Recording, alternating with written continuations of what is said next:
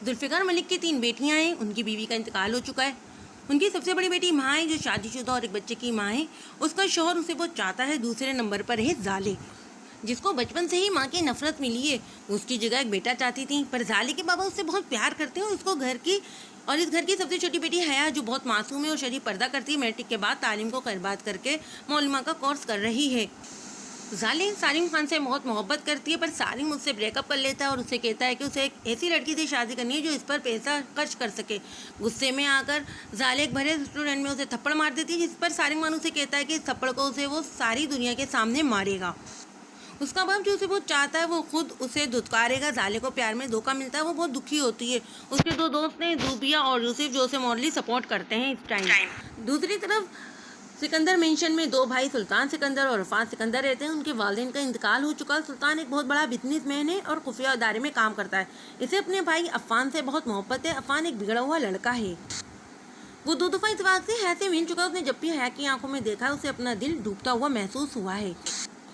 سالم خان زالے سے بہت خطرناک بدلہ لیتا ہے. وہ اپنے دوست جو ایک چینل پر کرائم رپورٹر اسے وہ زالے کی پک دیکھ کر کہتا ہے کہ اسے وہ اس لڑکے کے ساتھ ناطفہ بنا کر ٹی وی پر چلا دے، اور ساتھ میں ایک ویڈیو بھی دیتا ہے جس میں ایک لڑکا اپنے مرنے کا بول رہا ہوتا ہے کہ میں زالے کی وجہ سے مر رہا ہوں. زالے کے گھر والے بھی اسے اس لڑکے کا قاتل سمجھتے ہیں. زالے کو پولیس اریسٹ کر کے لے جاتی ہے. یہ آپ لوگ کہاں چلے آ رہے ہیں؟ سفیان سب سے پہلے سمجھا تو فوراً بولا، مسٹر ان کے خلاف اریسٹ وارنٹ ہے، ہمیں انہیں گرفتار کرنا ہوگا.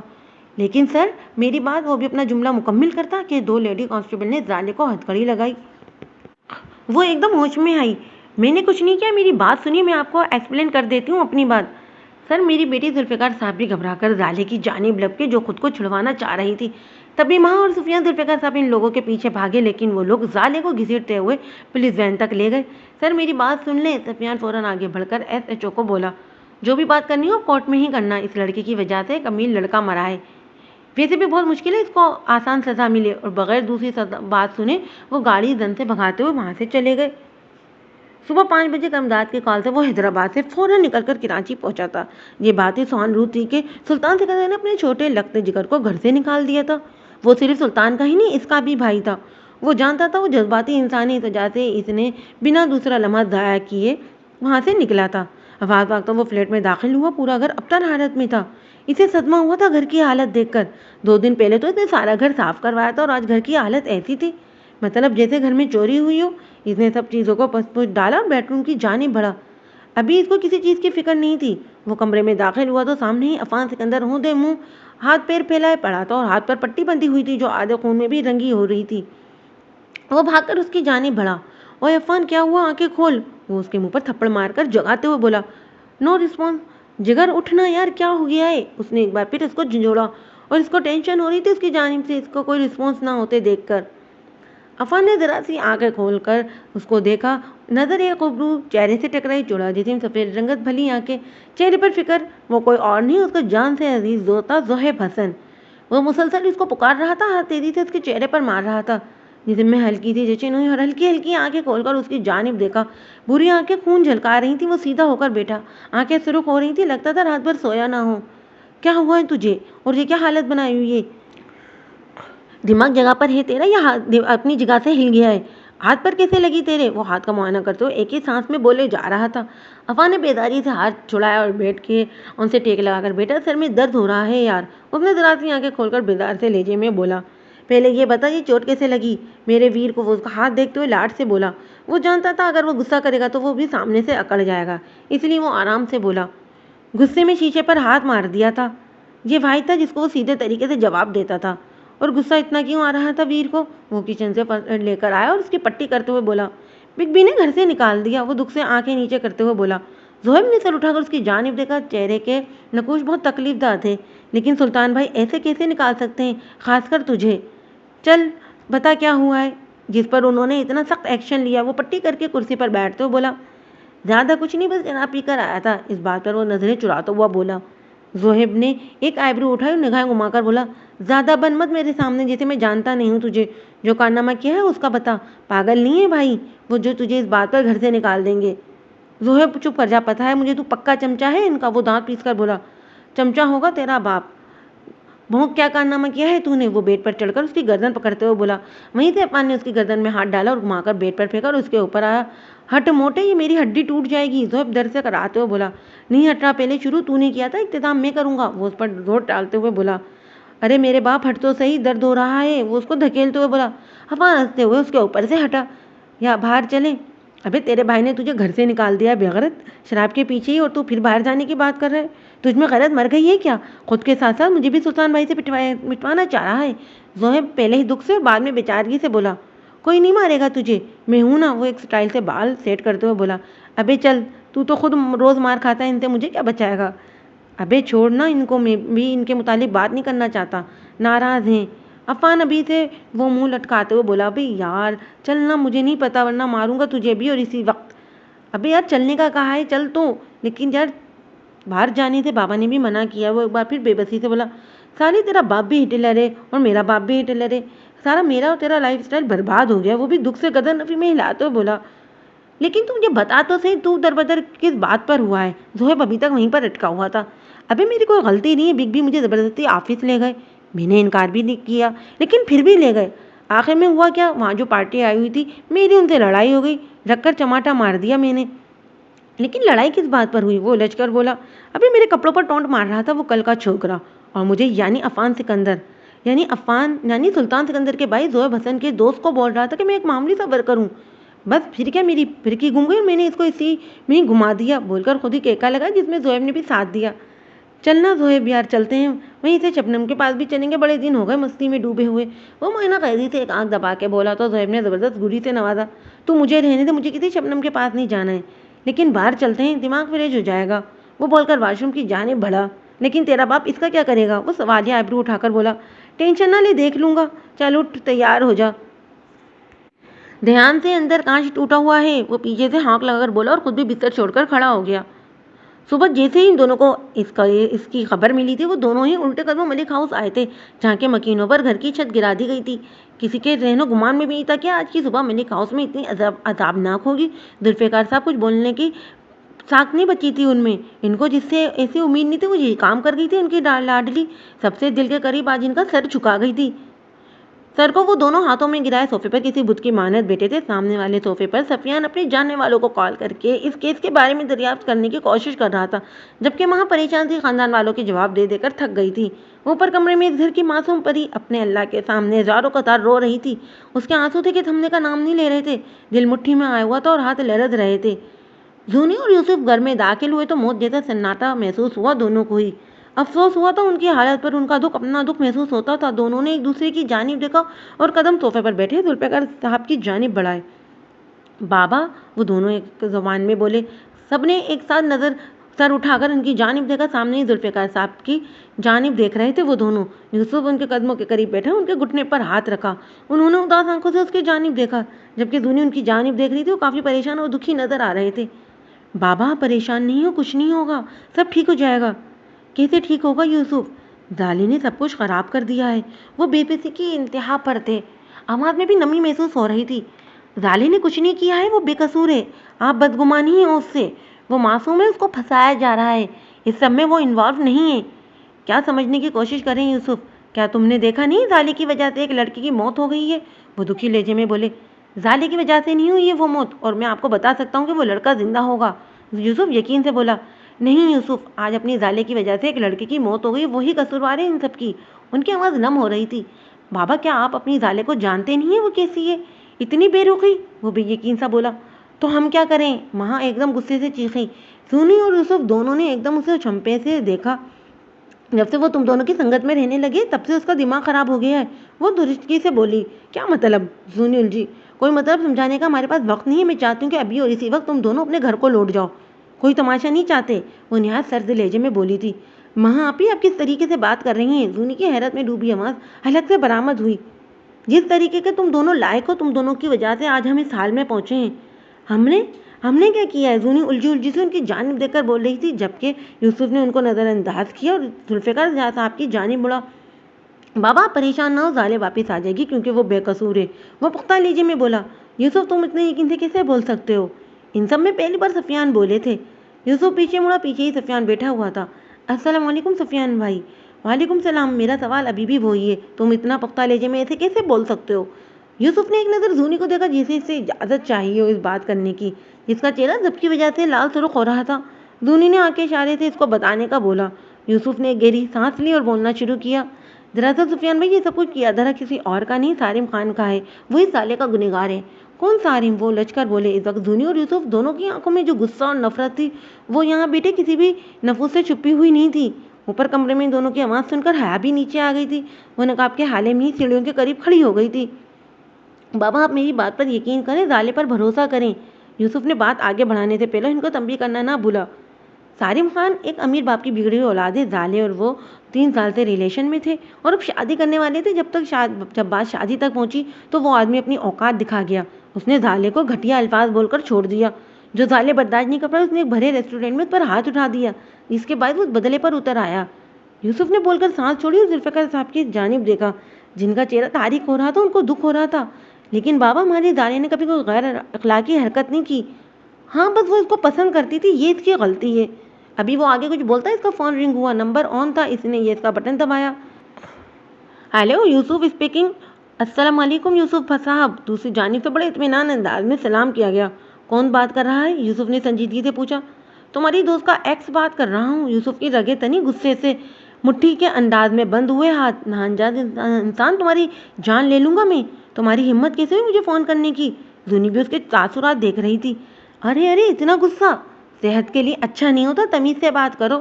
ابھی تمہاری دوست جیل میں یا پھر تم بھی وہیں ہوگے، اس لیے تمہارے لیے یہی بہتر ہے کہ ذوالفقار صاحب سے بات کراؤ میری۔ جو بھی بکواس کرنی ہے مجھے بولو، بابا تک پہنچنے کی ضرورت نہیں ہے۔ میری بات کرواؤ ان سے، ورنہ میری ایک فون کال پر تمہاری دوست ریمانڈ روم میں ہوگی۔ آئی سمجھ؟ وہ غصے سے بولا۔ یوسف نے سنجیدگی سے موبائل اسپیکر پر کر دیا۔ وہ کوئی بھی ایسا قدم نہیں اٹھانا چاہتا تھا جس کی قیمت زالے کو بھرنی پڑے۔ موبائل اسپیکر پر ہے، جو بولنا ہے جلدی بولو، سب سن رہے ہیں تمہیں۔ السلام علیکم انکل۔ وہ اس کی بات کو اگنور کر کے ایک بار پھر اطمینان بھرے انداز میں بولا۔ ذوالفقار صاحب نہ سمجھے موبائل کی جانب دیکھنے لگے۔ ارے آپ پریشان نہ ہوں، آپ یہی سوچ رہے ہوں گے کہ میں کون ہوں۔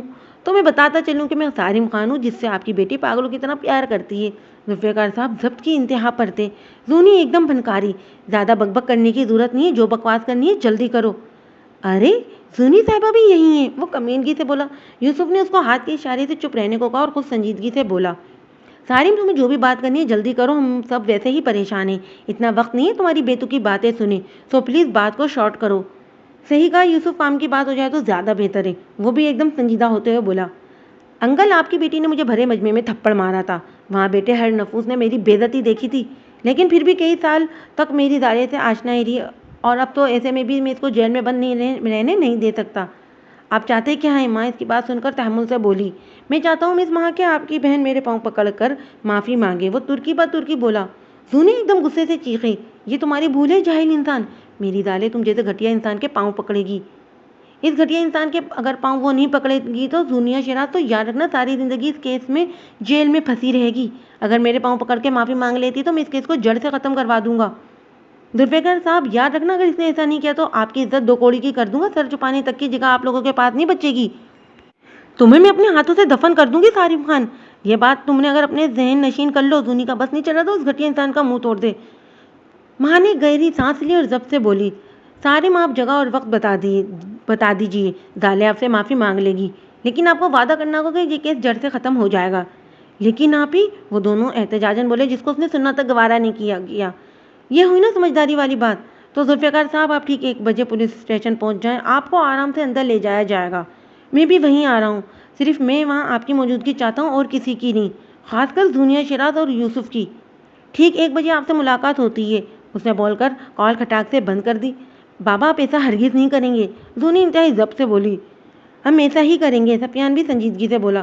سفیان بھائی، آپ اس کیسی باتیں کر رہے ہیں؟ یوسف بھی اس کو دیکھ کر دکھ سے بولا۔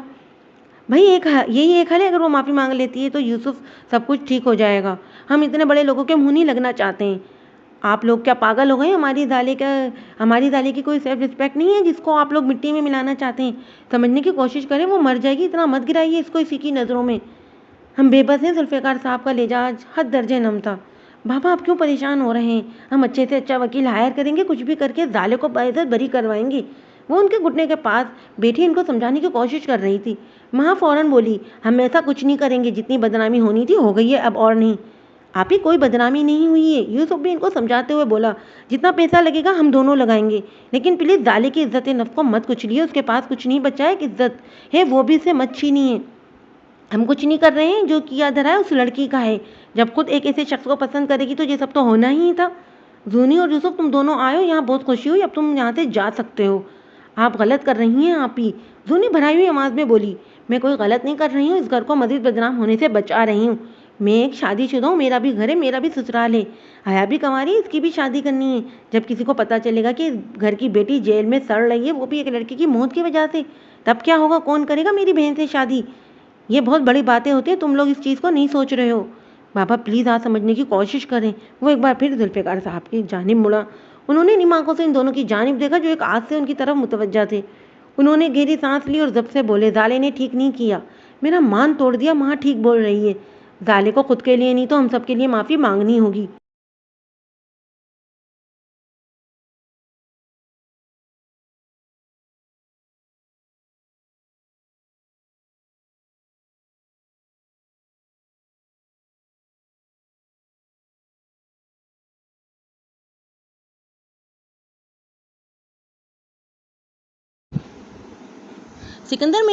سکندر مینشن میں قدر خاموشی کا بسیرا تھا۔ وہ دونوں نہایت خاموشی سے کھانا تناول کر رہے تھے۔ گھر کی خاموشی بتا رہی تھی کہ گھر کا چھوٹا سپوت گھر سے بے گھر ہے۔ سلطان نے ایک نظر اپنے دائیں جانب خالی کرسی کو دیکھا، جو فان سکندر کی مخصوص کرسی تھی جو آج خالی تھی۔ دل میں درد کی لہر اٹھی تھی سلطان کے، دل کا ٹکڑا تھا وہ اس کا، لیکن اس کی حرکتوں سے وہ عاجز آ چکا تھا۔ اس نے دائیں جانب دیکھا جہاں داد خاموشی سے کھانا کھا رہا تھا۔ اس نے گہری سانس لی اور سرد لہجے میں بولا، بات ہوئی تمہاری زہیب سے؟ جی، جیسے ہی مجھے علم ہوا تھا میں نے زہیب کو کال کر دی تھی، وہ اسی وقت حیدرآباد سے نکل گئے تھے اور کراچی میں عفان بابا کے ساتھ ہیں۔ تمہاری دوبارہ بات ہوئی ہے؟ جی، ابھی کچھ دیر پہلے ان کی کال آئی تھی، بتا رہے ہیں عفان بابا آپ سے ناراض ہیں۔ کچھ کھایا ہے اس نے؟ سلطان نے ضبط سے دانت بیچے۔ نہیں، اب ڈائریکٹ بار کی بات جانب جا رہے تھے، ہاتھ زخمی بھی کر لیا ہے۔ کیا مطلب؟ اس کے ہاتھ سے فوراً چمچا چھوٹا تو وہ بے قرار ہوا تھا۔ جی بھائی، باتھ روم کے شیشے پر ہاتھ مار کر زخمی کر لیا ہے انہوں نے۔ کیا کروں یار، داد میں اس کا پریشان کر دیا ہے اس نے مجھے۔ ماما بابا کو بھی ابھی جانا تھا یہاں سے، وہ کیوں مجھے چھوڑ کر چلے گئے؟ نہیں سمجھ رہا ہے یار مجھ سے ان کا بگڑا ہوا نواب زادہ، وہ بے بسی سے بولا تھا۔ سلطان بھائی ایک بات کہوں آپ سے؟ ہاں کہو، وہ اس کی جانب دیکھتے ہوئے سنجیدگی سے بولا، آپ عفان بابا کی شادی کر دیں کسی اچھی لڑکی سے، وہ ان کو لگام میں ڈال دے گی۔ نہیں یار، میں نہیں چاہتا اپنے بھائی کی وجہ سے میں کسی معصوم لڑکی کی خوشیوں کے ساتھ کھیلوں۔ بھائی بات کو سمجھنے کی کوشش کریں، وہ حرام کی طرف راغب ہو رہے ہیں، ان کی شادی کروا دیں، یہی ان کے حق میں بہتر ہوگا۔ کیا مطلب؟ داد کچھ ہوا ہے کیا؟ بہت کچھ ہوا ہے، لیکن بھائی میں آپ سے ہر بات شیئر نہیں کر سکتا ہوں، لیکن بس میں اتنا ہی کہوں گا کہ ان کو حلال کی جانب لانا ہے تو جلد از جلد ان کو کسی کے ساتھ باندھ دیں، یہی بہتر ہے عفان بابا کے لیے۔ اچھا میں دیکھتا ہوں۔ سلطان اس کی بات سمجھتے ہوئے سر ہلا گیا تھا۔ اس کی لوکیشن کا پتہ کرو، کون سے بار گیا ہے، آج اسے وہیں ملاقات کر لیتا ہوں۔ وہ کھڑا ہوتا ہوا بولا، اور آپ آفس جائیں گے؟ نہیں، کل سے شہنواز کے کیس کو دیکھنا ہے، اس لیے گھر میں آج آرام کروں گا، کیونکہ کل سے سخت محنت کرنی ہے اس کیس میں۔ ہمارے ساتھ 3 لوگ ہیں، تم ایک کام کرو، ان تینوں کی فائل منگوا لو، سر نے وہ فائل بھیج دی ہوگی، تم وہاں سے منگوا کر میرے پرائیویٹ روم میں لے کر آؤ، مجھے جلد از جلد عفان کی لوکیشن نکال کر بتاؤ۔ وہ بول کر اپنے کمرے کی جانب بڑھ گیا اور کرمداد بھی سر ہلا کر آفس کے لیے نکل گیا۔ وہ اس جیل میں سر گھٹنوں میں رکھے 2 گھنٹے سے بیٹھی تھی۔ کمال کا ضبط تھا اس لڑکی کا جو ابھی تک آنسو بھی نہیں نکلا تھا۔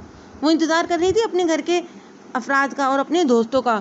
چہرہ ہر احساس سے آ رہی تھا، جسم نڈال ہو رہا تھا، نہ جانے کیوں، لیکن 2 گھنٹے ہونے کو آئے تھے، کوئی بھی اس کے پاس نہیں آیا تھا، لیکن وہ روئی نہیں تھی۔ اب اس کا بس نہیں چل رہا تھا جیل سے نکلے اور ظالم اور صارم کا گلا پھاڑ دے۔ اس کو اندازہ تھا اس سب کے پیچھے سوائے اس بے غیرت کے علاوہ کوئی نہیں ہو سکتا۔ 2 گھنٹے کے طویل انتظار کے بعد وہاں کا گیٹ کھلا اور قدموں کی چاپ سنائی دی۔ اس کو محسوس ہوا جیسے کوئی آیا ہو، وہ اکثر ان کی آہٹ سے پہچان جاتی تھی۔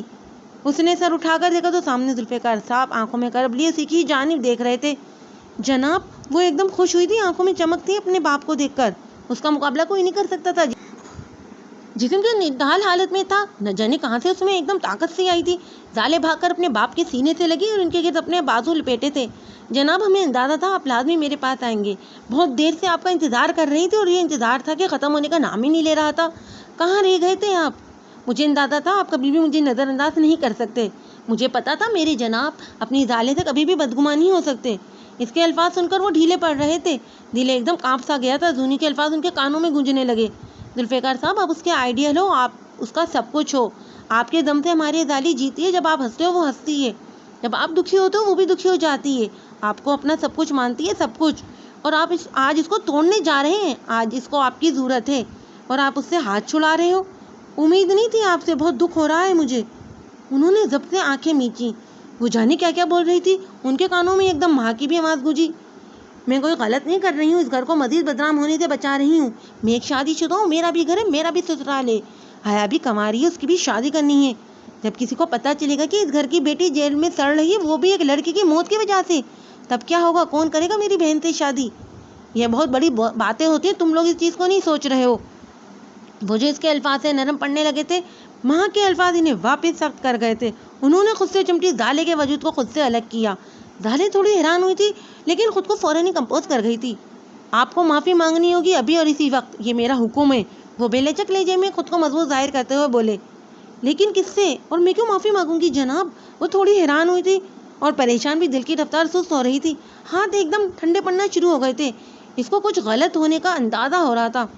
کیا آپ سارم کو جانتی ہیں؟ انہوں نے اس کی آنکھوں میں دیکھ کر سوال کیا تھا. زالے ذوالفقار ملک آج سہم گئی تھی اپنے باپ کے سوال سے. ہاتھ ایک دم ٹھنڈا شروع ہو گئے تھے, دل الگ کانپ گیا تھا. زالے کوئی سوال کیا ہے, میں نے آپ سے جواب کا منتظر ہوں. زالے نے دھیرے سے اصابت میں سر ہلایا. ذوالفقار صاحب نے ضبط سے دانت میچے تھے. سارم سے آپ کو پاؤں پکڑ کر معافی مانگنی پڑے گی تو وہ اس کیس کو ختم کر دے گا. ان کا لہجہ ہر احساس سے آ رہی تھا. جناب, ان کے الفاظ سے وہ 2 قدم لڑکھڑا کر پیچھے ہوئی تھی. اس کے منہ سے بے یقین سا بس یہی نکلا تھا. جناب میں آپ کو تفصیل بتاتی ہوں, آپ کو ابھی جو اس نے کہا ہے نا, میں اس کو جسٹیفائی کر دیتی ہوں. وہ ان سے تحمل سا بولنے کی کوشش کر رہی تھی. آپ کا اس شخص سے جو بھی تعلق تھا یا ہے, میرا اس سے کوئی سروکار ہے نہیں. میں آپ کی بات سننے کا روادار ہوں. آپ نے جو بھی کیا, لیکن آپ میری بیٹی ہیں, میری عزت ہے. آپ کا خیال اگر ہم جھٹک بھی دیں تو ہمیں اپنی 2 بیٹیوں کا بھی خیال ہے. ایک شادی شدہ ہے تو ایک کنواری ہے. آپ نے تو اپنی زندگی برباد کر دی ہے, لیکن ہم اپنی 2 بیٹیوں کی زندگی برباد نہیں کر سکتے. جناب لیکن ہم نے کچھ نہیں کیا, وہ ان کو یقین دلاتے ہوئے بولی. زالے, آپ کی وجہ سے ایک لڑکی کی موت ہو گئی اور آپ بول رہی ہیں آپ نے کچھ نہیں کیا. جناب ہم گارنٹی سے بول سکتے ہیں وہ لڑکا زندہ ہوگا. زونی اور یوسف کہاں ہیں؟ سب ہمارے ہاتھ میں, ہم سب ٹھیک کر دیں گے. تینوں آپ ان دونوں کو بولیے. زالے یاد کر رہی ہیں ان کو. انہوں نے اجنبیت سے رخ موڑ لیا. جناب ہم سچ میں بے قصور ہیں, آپ کی زالے نے کچھ نہیں کیا ہے. وہ ان کی آنکھوں میں اجنبیت دیکھ کر ٹوٹ رہی تھی. وہ جو 2 گھنٹے سے علامہ ایک نہیں روئی تھی, اب اس کی آنکھیں آنسوؤں سے بھری ہوئی تھی, لیکن ابھی بھی اس کی آنکھ سے ایک آنسو نہیں گرا تھا. آپ اپنی زالے کا یقین کریں جناب, میں نے کچھ نہیں کیا ہے, پلیز. زالے ہم نہیں جانتے آپ نے کچھ کیا ہے یا نہیں. بس ہمارا ویسے بھی آپ سے کوئی تعلق نہیں ہے, لیکن آپ کو آج سارم سے معافی مانگنی ہی ہوگی. بابا, اس کے الفاظ سے اس کی دل کی دھڑکن رک سی گئی تھی. آج اس کے منہ سے کئی عرصے بعد یہ الفاظ نکلے تھے. پلیز ایسا مت کریں, آپ کی زالے مر جائے گی. پلیز ایسا مت کیجیے. میں آپ کے ایسے الفاظ برداشت نہیں کر پا رہی ہوں, نہ ہی آپ کی زالے. میں اس بے غیرت شخص سے معافی کیسے مانگ سکتی ہوں؟ ذوالفقار صاحب اس کے بابا لفظ پر ساخت ہوئے تھے, لیکن آج انہوں نے خود کو بہت مضبوط کیا ہوا. تو وہ بے لچک لہجے میں بولے. تو آپ مر جائیے, لیکن آپ کو معافی آج ہر حال میں مانگنی پڑے گی. اور کیوں نہ بولیں, ہم ایسے الفاظ ہم نہیں رکھنا چاہتے آپ سے کوئی بھی تعلق. اور اگر آج آپ نے معافی نہیں مانگی سارم سے, تو ہم لوگ بے گھر ہو جائیں گے. ہم کسی کو منہ دکھانے کے قابل نہیں رہیں گے. وہ امیر باپ کی بگڑی ہوئی اولاد ہمیں کہیں کا نہیں چھوڑے گا. آپ نے کہا تھا نا آپ میری عزت پر کبھی بات نہیں آنے دیں گی, تو آج آپ کو اس سے معافی مانگنی ہوگی, ورنہ آپ ہمارا مرا منہ دیکھیں گی. وہ سفاکیت سے کتنی بڑی بات بول گئے تھے, ان کو علم تک نہ ہوا تھا. وہ سامنے کھڑی لڑکی ان کے الفاظ سے کئی ٹکڑوں میں ٹوٹی تھی. دماغ بالکل معاف ہو رہا تھا, چہرہ ضبط سے لال اور ہاتھ الگ کانپے تھے. پاؤں سے جان نکل رہی تھی. وہ گھٹنوں کے بل زمین پر بیٹھی, آنکھیں پتھرا سی گئی تھیں. اس کے دماغ پر یہ لفظ ہتھوڑے کی مانند برس رہے تھے. تو آپ مر جائیے. کسی اولاد کے لیے یہ لفظ کتنے دکھ کے ہوتے ہیں جب اس کے ماں باپ اس کو یہ بول دیتے ہیں. ذوالفقار صاحب اس کو گھٹنوں کے بل بیٹھے تڑپتے دیکھا تھا, دل کانپا تھا. وہ ایک دم نزدیک ہوئے تھے, اس کی طرف بڑھنا چاہتے تھے, لیکن آج ان کے قدم بڑھنے سے انکاری تھے. انہوں نے نفرت سے منہ پھیرا تھا اپنی لگتے جگر سے. تو کیا تیار ہے آپ کی بیٹی مجھ سے معافی مانگنے کے لیے؟ سارم نے جیل کے دروازے پر کھڑے ہو کر پوچھا. وہ اندر کی کنڈیشن دیکھ رہا تھا. ذوالفقار صاحب نے مڑ کر دیکھا, جہاں وہ دونوں ہاتھ جیب میں ڈالے بہت اطمینان سے کھڑا تھا. انہوں نے بس گردن مکان کے انداز میں ہلائی. وہ ان کی جانب سے مثبت جواب ملتا دیکھ کر ایک غرور سے چلتا ہوا جیل میں رکھی کرسی پر بیٹھا تھا, اور زالے کی جانب دیکھا جو ایک بت کی مانند محسوس ہو رہی تھی.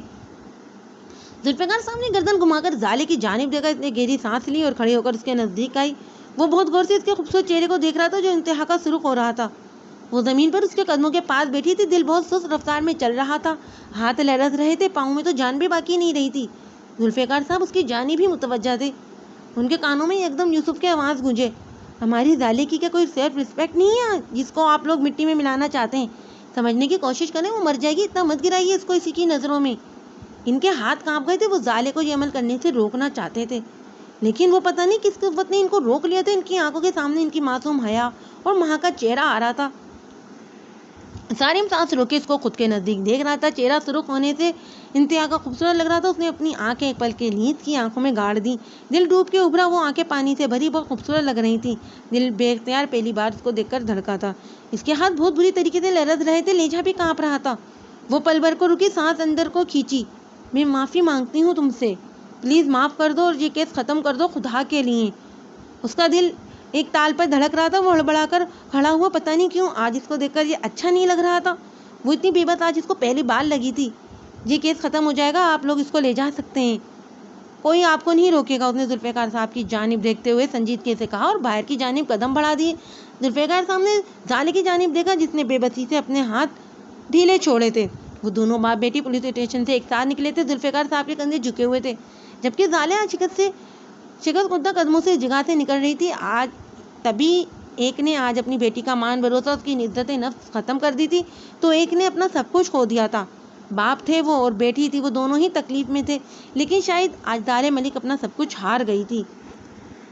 سامنے ہی سفیان اور مہا سامنے کا منظر دیکھ رہے تھے، سامنے سے وہ دونوں چلے آ رہے تھے، یہ لوگ ان کے پیچھے ہی اس جگہ آئے تھے، یہ دونوں ایک گاڑی، جبکہ زونی یوسف ایک گاڑی کے پاس کھڑے تھے۔ سب کی نظر ان دونوں باپ بیٹے پر تھی، جن کی نظر میں نہ جانے کیا زمین تلاش کر رہی تھی، دونوں کی نگاہیں نیچے تھیں۔ انہوں نے سر اٹھا کر آسمان کی جانب دیکھا، پھر رخ موڑ کر زالے کی جانب، جس کی نظریں زمین پر تھیں۔ تب چہرہ سرخ ہو رہا تھا، ضبط کی انتہا تھی اس لڑکی کی، ابھی تک یہ روئی نہیں تھی، ہاتھ کانپ رہے تھے، وہ بہت ٹوٹی ہوئی لگ رہی تھی، ان کے دل کو کچھ ہوا تھا، وہ اپنی جگہ رک سے گئے تھے، جبکہ زالے ابھی بھی چل رہی تھی، وہ رکی نہیں تھی، ان کے دل میں درد ہونے لگا تھا، وہ چاہتے تھے کہ وہ ان کے ساتھ رکتی، لیکن وہ نہیں رکی تھی، ان کا ہاتھ بے اختیار اپنے دل کی جانب گیا تھا۔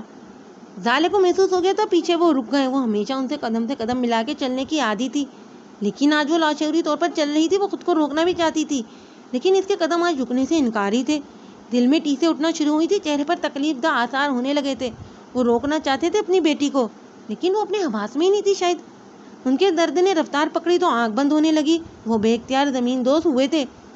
گاڑی سے ٹیک لگائے سفیان، مہا، زونی، یوسف، سب کے جسم میں ایک دم حرکت ہوئی، سارے ایک ساتھ ان کی جانب لپکے۔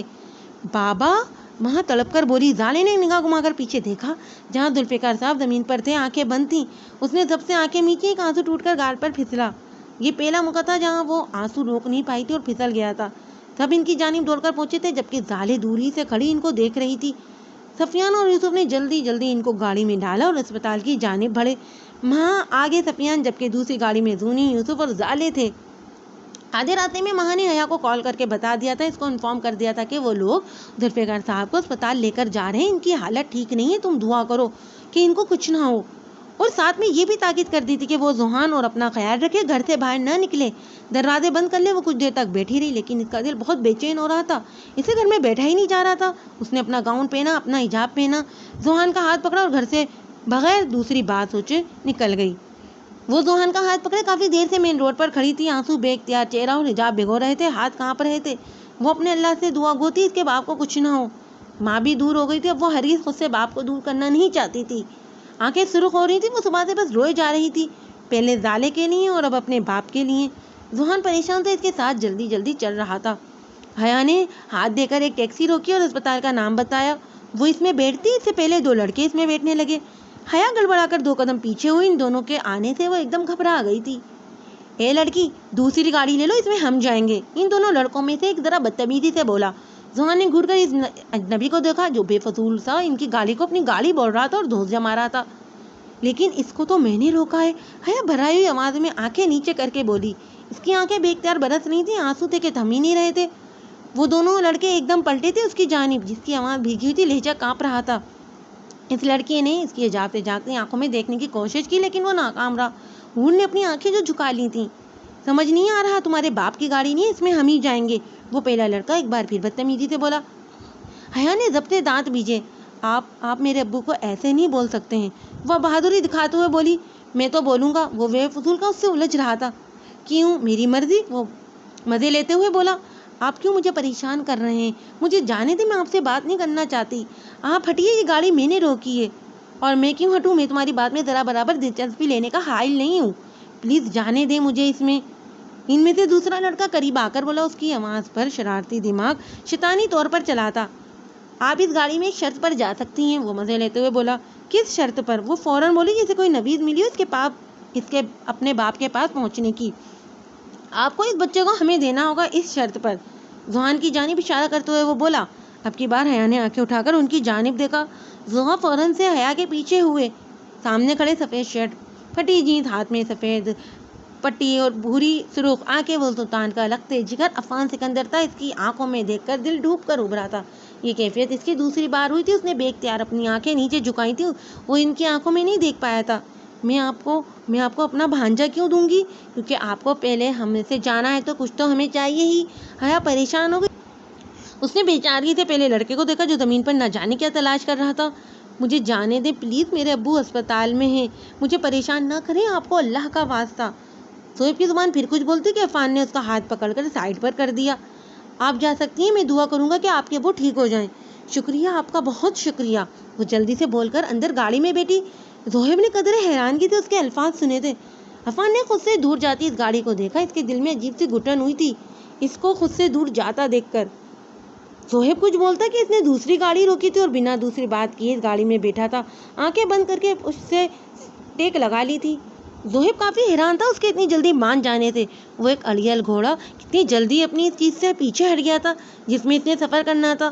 وہ اس چیز کو کبھی نہیں چھوڑتا تھا جس کی اس پر نظر پڑ جائے، تو آج اس نے اس کو چھو کر اس چیز کو چھوڑ دیا۔ تو وہ کافی حیران ہوا تھا اس کے رد عمل سے۔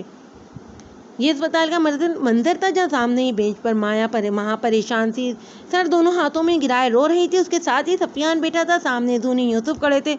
وہ دونوں صبح سے ان کے ساتھ مارے پھر رہے تھے۔ ماں کے اتنا بول دینے کے باوجود ان دونوں نے اس کا ساتھ نہیں چھوڑا تھا۔ اور ان سے فاصلے پر زالے آنکھیں میچے ویران اجاڑ میں خاموش سی بت کی مانت کھڑی تھی۔ ان کو انتظار کرتے ہوئے 2 گھنٹے سے زیادہ ہو گئے تھے، لیکن ابھی تک اندر سے کوئی ڈاکٹر باہر نہیں آئے تھے۔ ماں کا رو کر برا حال تھا اور اس سب کے برکت زالے کافی خاموش تھی، آنکھیں زمین پر جھکائے نہ جانے کیا تلاش کر رہی تھی۔ دروازہ کھلا اور اندر سے 2 ڈاکٹر باہر آئے۔ سب کی نگاہ بے ساختہ ان کی جانب اٹھی، لیکن زالے کی آنکھیں ابھی بھی نیچے تھیں۔ ڈاکٹر، میرے ابو کیسے ہیں؟ ماں تڑپ کر سوال گو ہوئی۔ دونوں نے ایک دوسرے کی جانب دیکھا اور پیشہ روانہ انداز میں بولے، آپ کے فادر کی طبیعت اب اسٹیبل ہے۔ ماں نے بے اختیار کہا، اللہ تیرا شکر، لیکن ان کو میجر ہارٹ اٹیک آیا ہے جس کی وجہ سے ان کی کنڈیشن ابھی ٹھیک نہیں ہے۔ ان کو کوئی بہت بڑی ٹینشن ہے، اگر آپ لوگ بر وقت انہیں اسپتال نہیں لاتے تو آج آپ لوگ ان کو کھو دیتے۔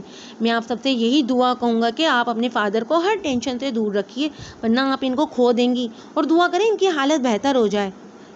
ٹھیک ہے ڈاکٹر صاحب، یوسف ان سے ہاتھ ملاتے ہوئے بولا۔ ماں رو رہی تھی۔ سفیان نے اس کے گرد بازو پھیلا کر، کچھ نہیں ہوگا، ابو کو تم پریشان نہیں کرو، میں ہوں۔ وہ اس کو اپنے ہونے کا احساس دلا رہا تھا۔ سفیان، یہ سب کیا ہو گیا؟ میرے ابو؟ وہ کیوں سے رو رہی تھی؟ چہرہ سرخ ہو رہا تھا۔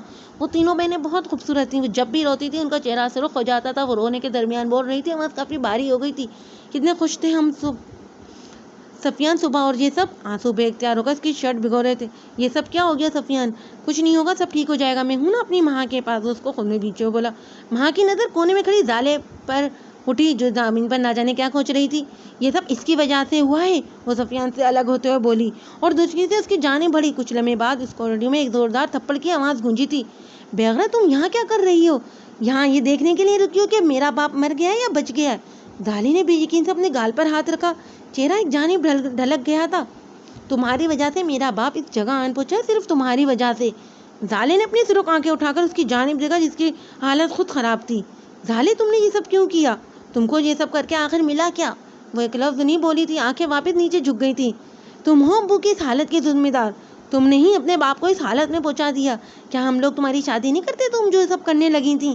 کیا تمہیں کھانا نہیں مل رہا تھا جو تم شریف لڑکوں کو لوٹ رہی تھی؟ شرم آنی چاہیے تھی تمہیں۔ زالے نے بے یقین تھا اس کی جانب دیکھا، اس کا الفاظ اس کا دل اس کی جسم کو چھلنی کر رہے تھے۔ گھن آتی ہے تمہیں اپنی بہن بولتے ہوئے، دفع ہو جاؤ یہاں سے، مر گئی تم ہمارے لیے، نکل جاؤ یہاں سے، اور یاد رکھنا میرے باپ کو اگر کچھ ہوا تو میں تمہیں جان سے مار دوں گی، نکل جاؤ یہاں سے۔ اس نے ہاتھ پکڑ کر اس کو باہر کی جانب دھکیلا۔ سامنے ہی آنکھوں میں ڈھیروں آنسو لے کر حیا کھڑی ہوئی تھی۔ ज़ुहान मचला था अपनी ज़ाले ڈارلنگ کو دیکھ کر. ज़الے نے حیا کی جانب دیکھا. اس نے بے رخی سے رخ موڑ لیا تھا. ज़الے پر درد انداز میں مسکرائی. اس نے ایک دفعہ آنکھوں میں آنسو لے کر ज़وحان کی جانب دیکھا جو اس کے گلے سے لگنا چاہتا تھا. وہ اس کے قریب جاتے کہ ماں نے دوچکی سے ज़وحان کا ہاتھ پکڑ کر اپنے ساتھ لے گئی تھی. وہ ایک بار پھر درد سا مسکرائی اور قدم باہر کی جانب بڑھا دیے. اس نے پھر ایک بار بھی ان لوگوں کو پلٹ کر نہیں دیکھا تھا. اس کے اسپتال سے نکلتے ہی زونی اور یوسف بھاگ کر اس کے پیچھے لپکے تھے. وہ تو ان سب کے ساتھ صرف ज़الے کی وجہ سے تھے، لیکن جب ان لوگوں نے اس کو ہی دھتکار دیا تھا، ان کی دوست کو نکال دیا تھا، تو پھر کیوں وہ ان کے ساتھ رکتے؟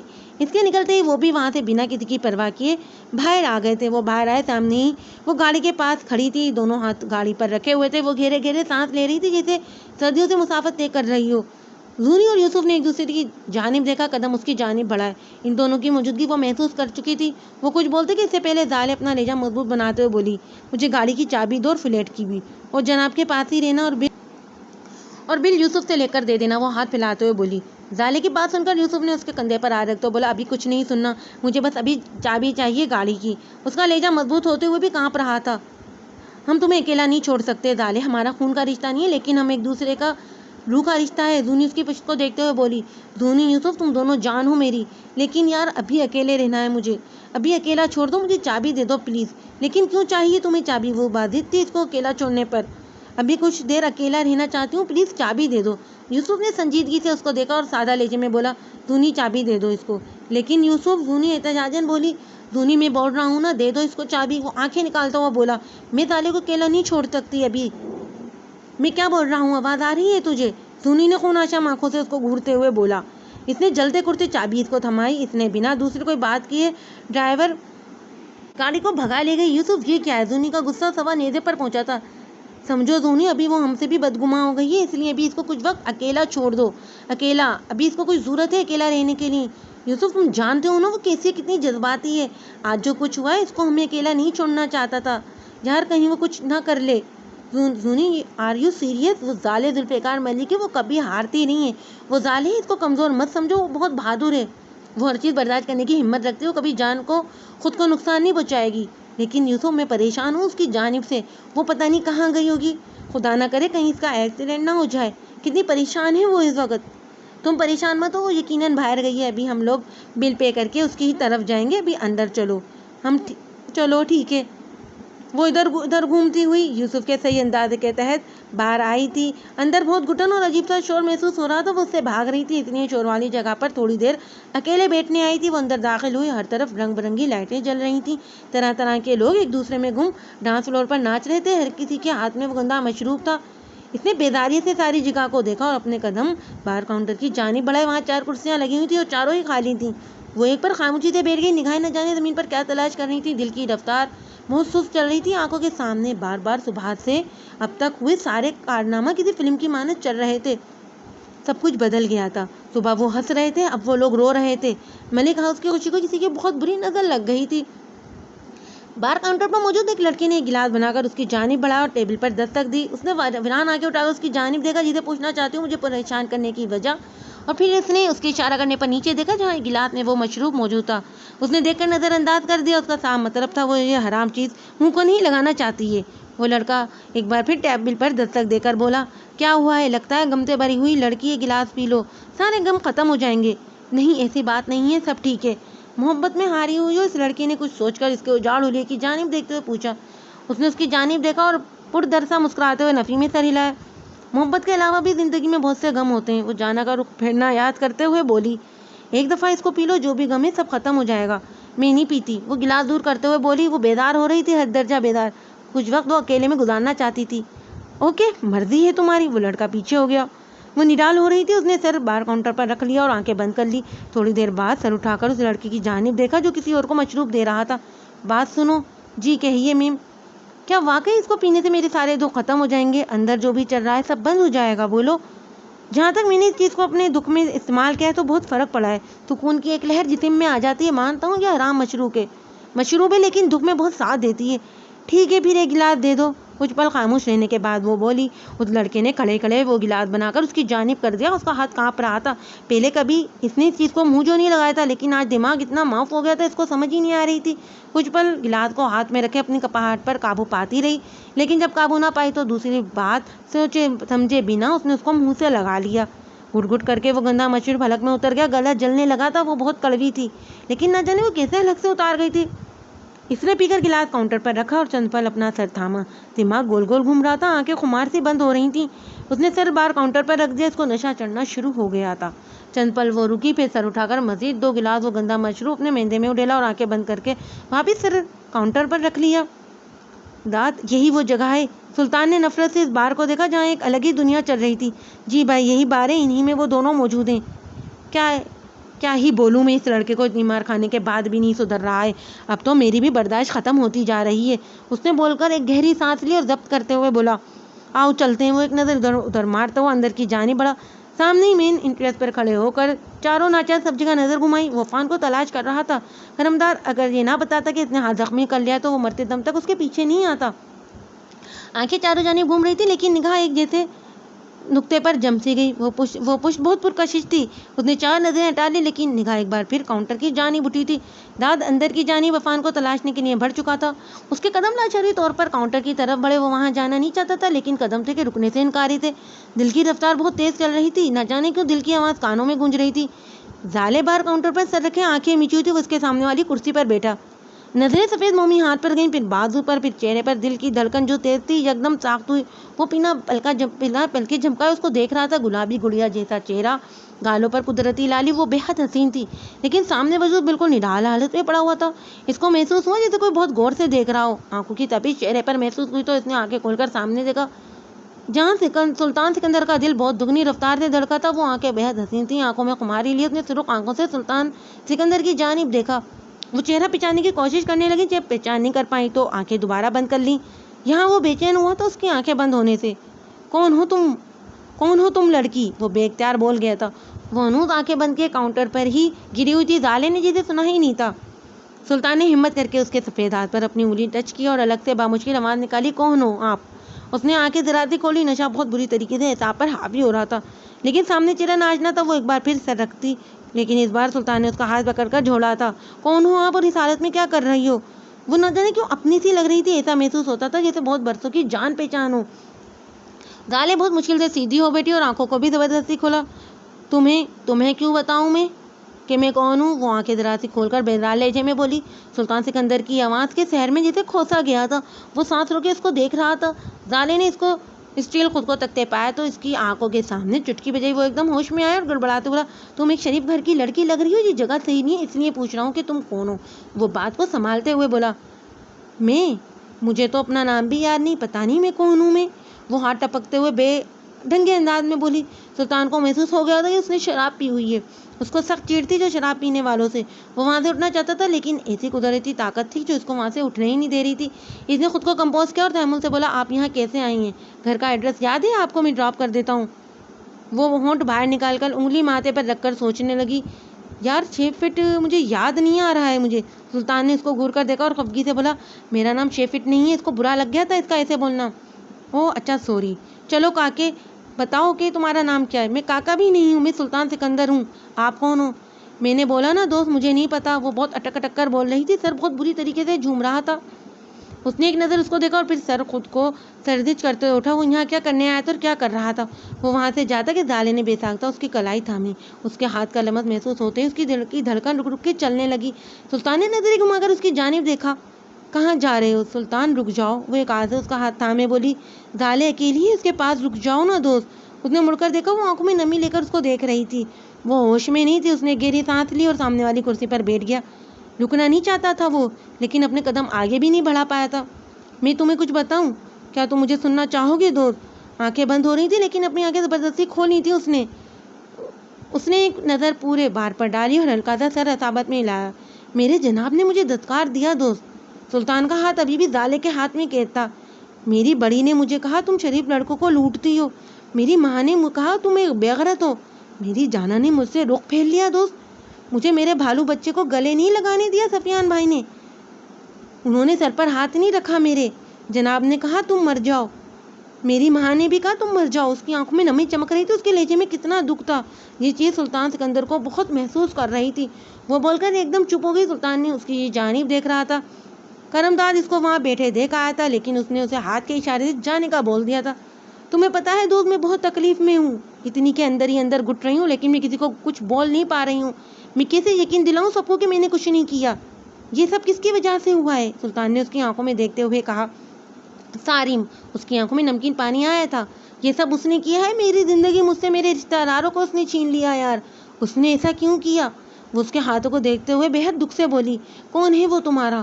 اس نے ایک نظر سلطان کی نیلی آنکھوں میں دیکھا اور ہلکی سی آواز میں بولی، میری پہلی محبت۔ سلطان سکندر کا دل جیسے کسی نے مٹھی میں بیچا تھا، آنکھوں میں قریب آیا تھا۔ یہ لڑکی پہلے ہی کسی کی محبت میں گرفتار تھی۔ یہ سن کر دل کو دکھ ہوا تھا۔ اس شخص نے مجھے محبت سے نفرت ہی کرا دی ہے۔ اس نے ایسا کیوں کیا میرے ساتھ؟ میں تو اس سے محبت کرتی تھی نا، اس نے میرے ساتھ ایسا کیوں کیا؟ وہ سوال گو تھی۔ سکندر بالکل خاموش ہو گیا تھا۔ اس کو تکلیف ہو رہی تھی یہ جان کر کے پہلی بار جس لڑکی کو دیکھ کر دل دھڑکا تھا وہ پہلے ہی کسی کی محبت میں گرفتار تھی۔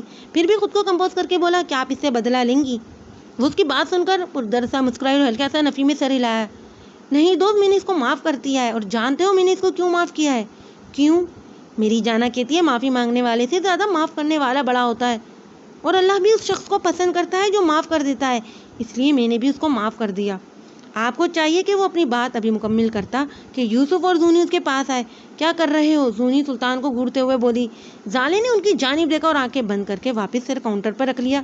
شاید یہ آپ کی دوست ہے، سلطان ان دونوں کی جانب دیکھتے ہوئے بولا۔ یوسف نے اس کی طرف دیکھا۔ سلطان سکندر کی پرسنالٹی ہی ایسی تھی کہ وہ کوئی بھی بدتمیزی نہیں کر پایا، ورنہ یوسف کا بس نہیں چل رہا تھا کہ وہ اس کا سر پھاڑ دے۔ دونوں ہی اس کو الٹا سمجھ گئے تھے۔ ان دونوں کی نظریں سلطان کو بہت کچھ باور کروا گئی تھی، اس لیے وہ خود پر اعتماد لہجے میں بولا، آپ کی دوست نشے کی حالت میں، ان کے لیے یہ جگہ سیف نہیں ہے، ان کو آپ لوگ یہاں سے لے جائیے، ان کے ساتھ کوئی بدتمیزی نہ کرے، اس لیے میں ان کے پاس رک گیا تھا۔